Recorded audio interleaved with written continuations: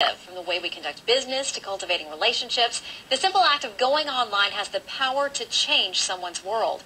Nowhere is this more true than in the Middle East, where the ability to access information online is having an enormous impact.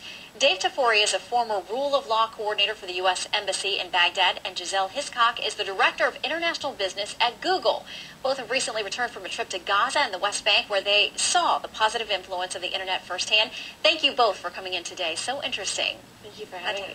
Gisel, tell me about the situation there. I mean, what is the level of internet access like, and how is that information having an impact? You know, we actually were quite surprised at how high internet penetration is. In the West Bank, it's around 40%. And while we were there, we heard that in Gaza, it's actually much higher than official estimates, which are around 13%. But we heard as high as 60%. Obviously, it was unofficial. But we found the internet penetration quite high.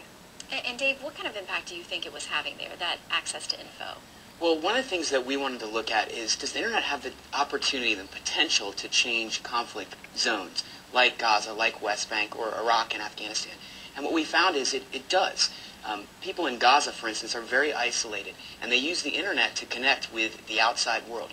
As well, there's some economic opportunity in Gaza with the internet.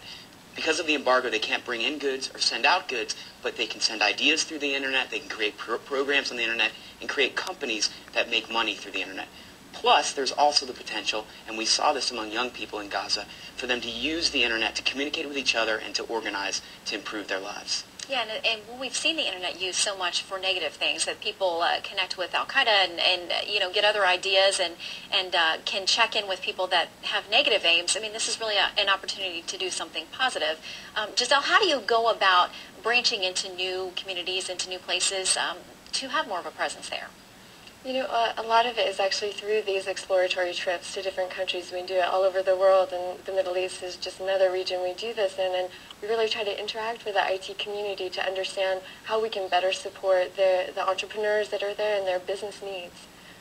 Other ways is we do have forums and Google user groups. And we did go there and establish a couple Google technology user groups where software developers and technologists can get together and talk about the internet and talk about different Google products and share ideas and information.